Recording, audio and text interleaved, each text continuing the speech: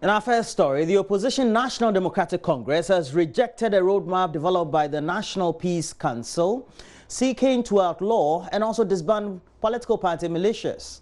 The NDC rejected the draft report of a team of technical experts established by the National Peace Council because it said it was not given the opportunity to make inputs. Chairman of the council, the Most Reverend Emmanuel Asante, is however asking the political parties to peruse the draft report, make their inputs and return it in 2 weeks to finalize the roadmap.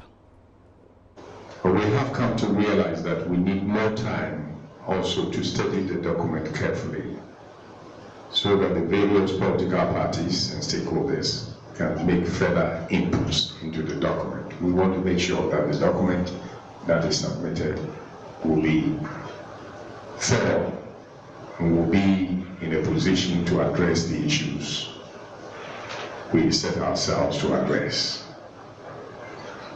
We have agreed that within 2 weeks, the political parties, NDC, NPP, will submit their inputs to the National Peace Council.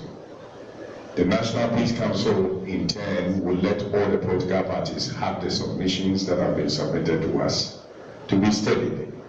After the 2 weeks, a date will be set for us to meet again to consider the document that will serve as the roadmap.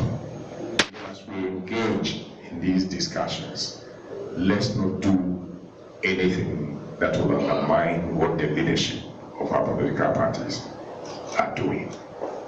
Let us trust them and let us believe that together we can make it and sustain the peace that we have in our country. And the General Secretary of the NDC, Johnson Esiedun Ketia, explains why they requested for the 2-week extension. You look at the last communique, it is clear that the National Peace Council will meet the technical, a committee, and then with input from the political parties, a roadmap will be drawn and presented to plenary. We waited and no technical committee, as far as we are concerned, invited us to bring any inputs. Only to be ambushed, only to be ambushed today with what appears to be a draft of the technical committee. And by the terms of the previous, communique, our views are supposed to be incorporated in the draft that will be presented to plenary. And indeed, we selected the 2 members of our party who would be engaging the technical committee. So we never heard. So they were not invited? Not at all. I actually had occasion to question the chairman of this committee, Nana, that we are still waiting. We haven't had any invitation from any technical committee. And we want to. And he said, yes, they will invite us. Only to be invited today to come and now be, discussing the draft of what appears to be the work of a technical committee, which ought to have incorporated our views.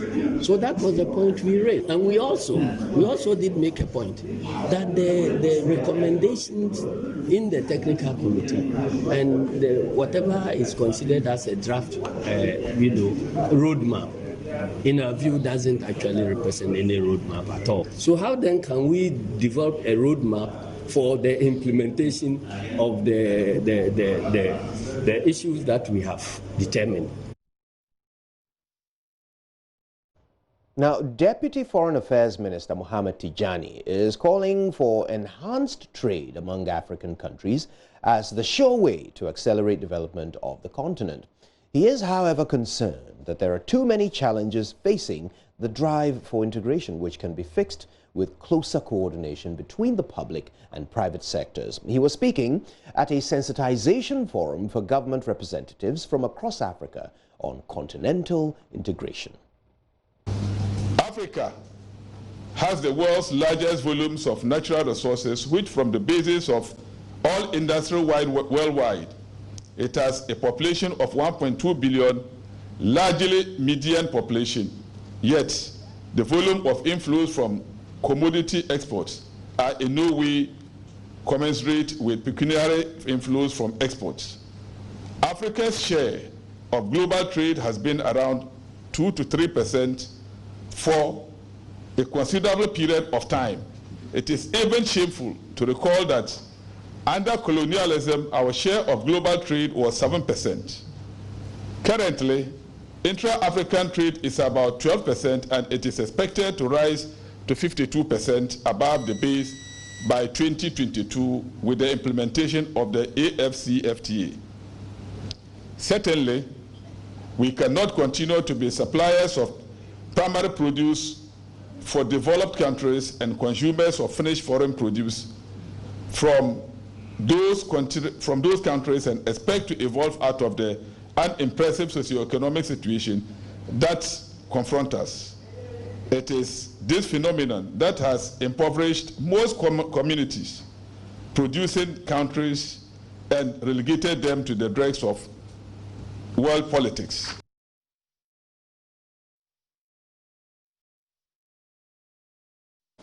The Executive Director for the Center for Regional Integration in Africa, Professor SKB Asante, believes low capacity has been a major challenge in ensuring African integration. The Center for Regional Integration in Africa is indeed seeking to open a new dawn for meeting the challenges of regional integration process in Africa. Besides meeting challenges of capacity constraints, the Center seeks to contribute to a search for a second look at Africa's model of region building and regional integration against the background of the rapidly changing global economy. The 21st century forms of regional integration should be qualitatively different from those of the 20th century, with which African countries have been preoccupied. Hence, aspects of the Center's programs are devoted to a critical review of African countries' approach to regionalism and integration in order to adapt to the change.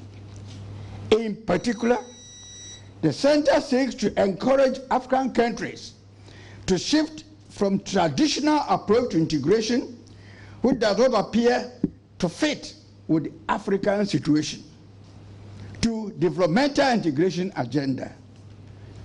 Developmental integration encompasses cooperation among countries in a broader range of areas than just trade and trade facilitation.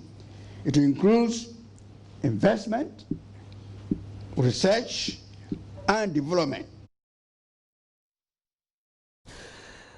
In other stories, the chairman of the National Development Planning Commission, Professor Stephen Adai, has accused the executive and parliament of superintending over acts of corruption in Ghana.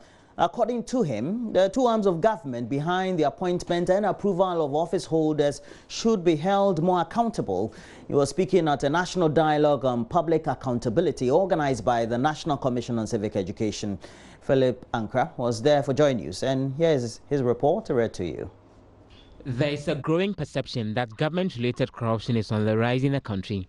Recently, the country was ranked 78 out of 180 countries in the 2018 Global Corruption Perception Index (CPI). That's according to Transparency International.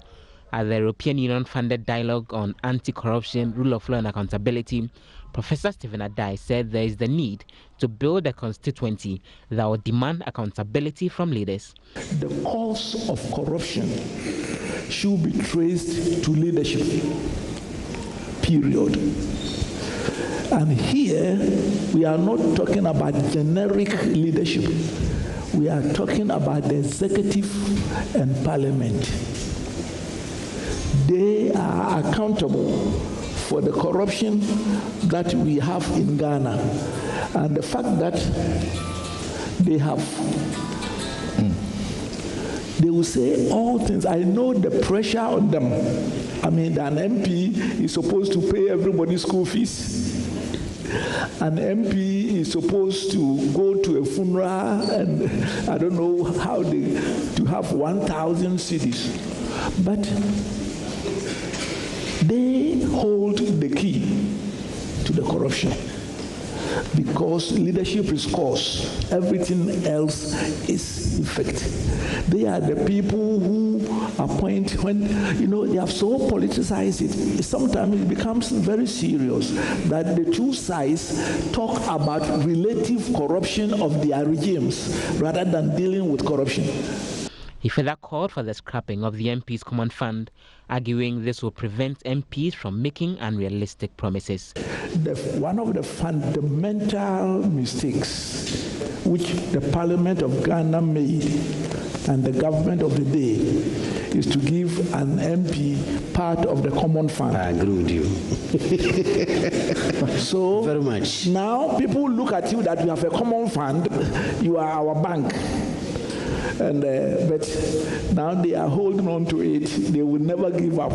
So I think that there's no doubt at all. I believe that the NC... Can you stress on that point for me? You are saying that we should take away the money from the MP by way of the common fund and then do what with it? Perhaps give it directly to the constituency, like this administration promised, one constituency, $1 million, actually, something money, like that? That money belongs to the constituencies because they have to go ostensibly to justify it and then use it there. And they are members of the local assembly. So therefore, there's no reason why a member of the assembly, by being an MP, you are a member of the assembly, isn't it? Yeah, should be given another money separate. Okay. As soon as you do that, I believe that, first of all, that's what has gotten the MPs in trouble. Because the people think that you have money, and the money is not that big, but it gives them trouble.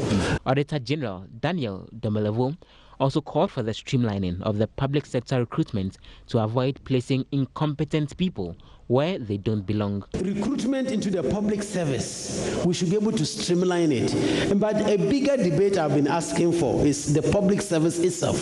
What type of public service do we need as a country? And whenever that question comes to my mind, I get confused because I wonder what's the meaning of public service. Whether it's people who serve the public or the people who public serve. Do you get me? Because you look at a public servant, he doesn't look like a servant at all. He is a master of public. He's never a servant. You get the point? So as a people, we should ask ourselves, if you want to be an auditor general, what do you require of you? If you don't meet that, don't come near. If you want to be the Inspector General of Police, what do you require to be there? Or if you want to be recruited into the army, what is required of you? We must define this and stick to it. The dialogue was on the theme Public Accountability, Abuse of Office. For JoyNews, Philip Ankress report. And that's where we bring news to a close. But of course, everything is just about to kick off. Kick-off being the operative word here. We're talking heavily about the Black Stars later on the show, but not before we review the newspapers and bring you AM Biz. Stay with us. It all unfolds after these.